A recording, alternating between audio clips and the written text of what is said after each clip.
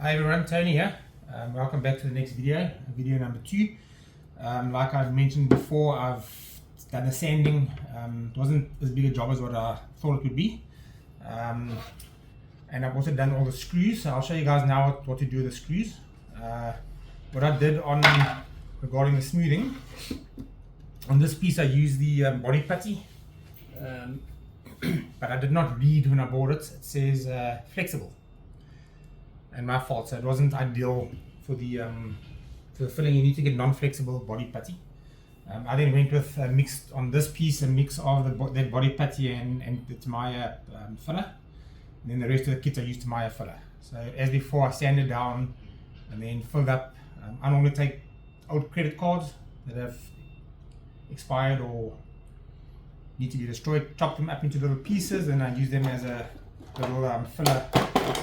Let me show you guys. Okay, I use them to scrape on the putty. Okay, and basically to do the whole model, I use 3/4 of a tube, which is not too bad. Okay, there will be still touch-ups to do once I put the next layer of primer on, but I'm pretty happy with the result. What you need to take note of is these grooves for the canopy. Okay, and do not fill them up and close up the groove. And this groove continues onto the front section. So I actually just use putty around the edges, and I use a thin or a fine file to straighten them and make it more prominent. Okay, what I did as well is this little piece. Because it's a FDM print, it prints this way. It has support, and the surface is not ideal, does not look nice. So there's a resin printed part that actually goes on. I'll insert a picture over here now. So you glue that on. I just fill the edges and work it off nice. It looks now nice and detailed. Okay. Then I cleared out all the. Okay, let me show you the other parts quick. So over here I did body filler or Tamaya filler, and I did not do over here because it's going to get the cover on it, or the pod. Okay, so regarding the screws, as you guys will see, certain sections have all the sections where screws goes have the indentation where the screw gets glued in. So you need to clear those out with a blade or a sharp item, maybe like a little pick or something, just to make sure that nut goes into the recess before you glue it in. And then I recommend, if you're going to use super glue, use the thicker version, so not the watery one, because I used the watery one, and what happened was glue ran into the grooves of the screws, and then I struggled because basically I couldn't use those screws anymore. So then I went with epoxy to glue them in. So what I do is I push it through, and then I screw it on, and then just put the epoxy around the edge with a toothpick, and then put it into the gap with the screw, and then put my finger over it and then screw it in. Okay, and this is the result. This is the nose section, and it's very secure. I did a bit of a mistake on this one. I mean, like I always say, I build a model so you guys do not make the same mistakes I made. So as you'll notice, it's actually very easy to screw together now. None of that pesky threads that you need if you're doing a tap into plastic like my other models. And the only reason why I could do this on this kit is because of the size. My 1 in 17 kits, they're too large to actually put a nut on the other side of the screw. Okay, so opportunities there to do it, and I think it's working quite well. Okay, so this is the central nose section. Okay, you guys, I've explained this top one just slides in. No screws needed. Okay, so as you're noticing this. Okay, so I've already put a screw in over here for the landing gear, which will be the next video. But that's how I'll do the next video, being the top pod. I'll do that possibly as a follow-up to that one, or maybe later. Okay, so anyway, so there's a nut in its recess. Okay, that's for the lower landing gear. And then this is a nut for this front section to go through. Okay, so the nuts over there, and this is the groove. Sorry, this is the one for the landing gear. This is the one for the to hold the parts together. Okay. So over here, while I was putting in the nut, testing it, this tab broke off. And I was like, holy crap, what do I do now? So this is what I did. I reinforced it with a piece of styrene, and then made a gap to fit the little nut through. Okay, and then I took care on this one not to do it. So what I recommend is, if you feel unsafe, maybe just put a piece of styrene on the one side, because this is not a part that's actually sitting in like an alcove, so this can be thickened. Okay, so just take care of that. I'll work my way back. So on the rear section, what I've done is I made a new FDM part, which I'll be part of the kit obviously. That's going to go in here, it's going to brace this piece to make it easier to put everything together.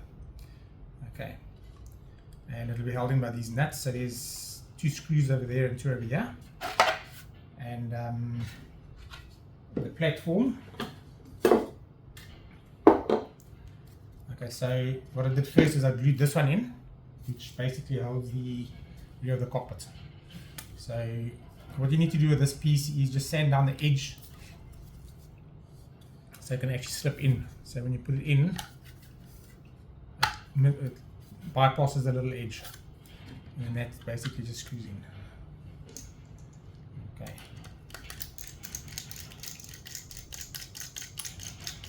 The screws will be provided, obviously, and the nuts. Okay, but before this piece goes on, you need to screw this onto the body, because these are now hidden away underneath. Okay, so it comes together in a certain order, but it's a pretty obvious order, because if you do this like I'm doing now and you realize, oh crap, I haven't screwed this in yet, then you know, well, do it first. Okay, so that screws into there. Nuts on the bottom. Okay, and then, okay, like I explained before as well, is I did drill these larger to fit the screws. So the rear section of this has its screws as well, it's nuts. Test fit everything before you glue it in. Okay, else you might have a headache down the line. Okay, so the rear engines. Okay, these get 2 longer screws, and the nuts are glued into the bottom. Okay, so what you can do, what I recommend, but might probably work better, is once you push this in and it's all lined up, then drill the hole right through, so you actually have it lined up. Okay, I didn't do that, but luckily mine lined up. They do line up in the 3D model pretty well, so I wouldn't stress too much about it, but just for safety. Okay, what I did as well, I have modified the 3D file, but you might find if it's a bit tight, you can actually just use your drum sand and just sand down this part a little bit, so that the section actually fits over it pretty easily. Okay, because what happened to me on both of my rear engine parts, they actually snapped off this piece because it's very, very thin.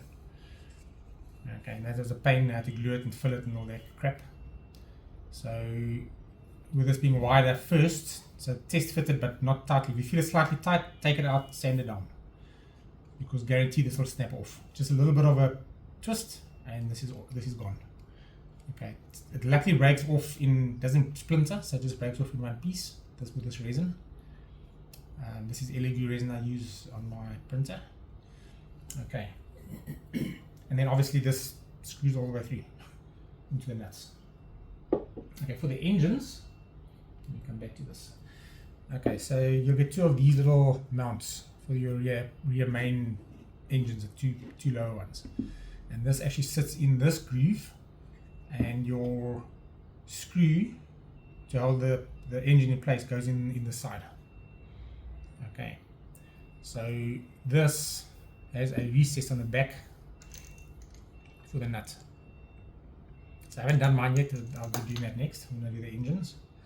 But basically this lines up, goes inside with the flat end to the outside. So this is the wrong one. So the flat end, you see it's like shiny. So it's the non-rounded side. Goes in like that, in the flat end on the back. So the idea is to push that in, line this up, put your nut through, and then when that's done, you put glue on here and then push your engine on. So this actually acts as a mount. So now when you remove your engine, you unscrew it, pull the engine off. Then it's lined up as well. Okay, now what I didn't mention in the previous video is the wings also have two screws and nuts that go on the back.